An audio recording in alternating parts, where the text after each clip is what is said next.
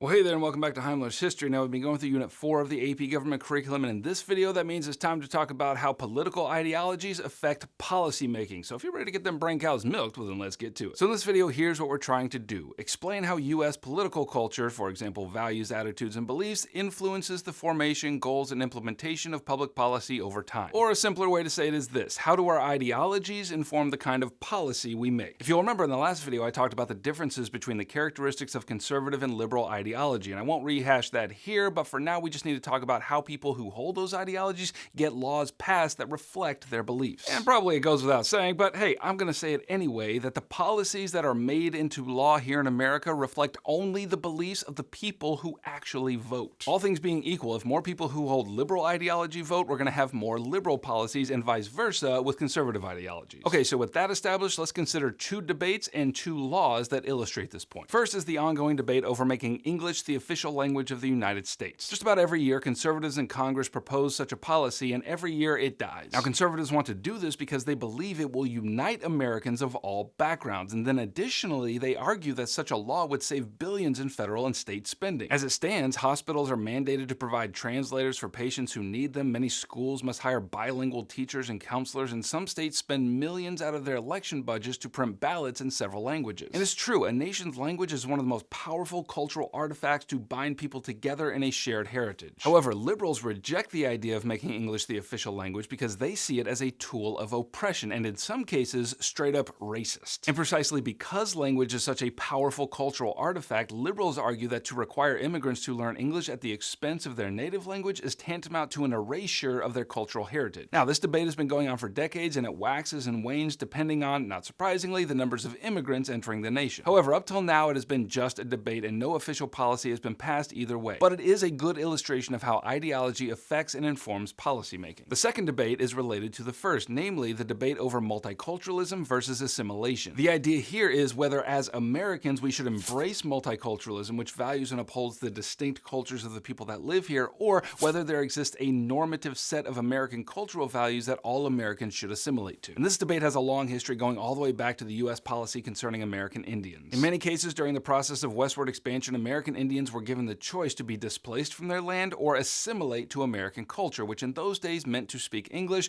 dress like Americans, and embrace Christianity, etc., etc. And those debates are still happening today. Liberals tend to champion multiculturalism while conservatives push for assimilation. And the crux of this debate is whether or not there are a set of universal, normative American values by which every American should be measured. Conservatives tend to say yes, liberals tend to say no. Okay, those are two examples of ideological debates that have so far not resulted in concrete policy, but now let's consider two examples of policies that illustrate how ideology makes its way into law. First, on the conservative side, we can consider the Personal Responsibility and Work Opportunity Act of 1996. This was a law addressing welfare policies which provided government funds to the poor. Ever since the policies of Lyndon Johnson's Great Society, the welfare state in America was significantly expanded, and this was a triumph for liberalism. But starting in the 1980s, conservatives got all kinds of twitchy about this legislation because, as they argued, the system of welfare trapped the poor in a cycle of poverty. And the conservatives argued like this: if the poor were receiving welfare benefits, they had no incentive to go to work, and that just means that they would sit at home while Big Daddy government paid all their bills. And so a Republican-dominated Congress passed the Personal Responsibility and Work Opportunity Act, which limited welfare payments to 5 years, and the result was that the numbers of those on welfare dropped precipitously. And conservatives considered this a win because to them it reasserted the American work ethic. And now let's consider how liberal ideology resulted in legislation, and for this we'll consider the DREAM Act, which addressed immigration, and more specifically the situation of immigrants who entered the country illegally but were minors. That means their parents immigrated illegally, but obviously the children had no choice in the matter. The DREAM Act aimed to create a set of criteria through which those minors would not be deported but could become American citizens. And initially this legislation was somewhat bipartisan, but not surprisingly it was more favored by liberal Democrats. And the bill was introduced several times, but it never passed. Republicans wanted stricter immigration limits in return for their cooperation, but Democrats weren't willing to bend on that one. But despite the failure of the bill, President Obama, a Democrat, took matters into his own hands and issued an executive order to address the situation. Basically, the executive order made the deportation of these immigrant minors impossible, and that essentially accomplished the same thing. But the problem with executive orders is that when there is a new executive, new orders can be made. Case in point, President Trump, who styled himself tough on immigration, rescinded this order and removed many of the protections offered in the Dreamers program. So all in all, you can see how ideology shapes the kind of policy that we end up with, and that policy is always going to reflect the ideology of the people people who actually vote. Okay, thanks for watching. Click right here to grab a review packet, which is going to help you get an A in your class and a 5 on your exam in May. No matter what your ideology, I want to keep making these videos to help you, so if that's what you want too, then you can cast your vote by subscribing to the channel, and I shall oblige. Heimler out.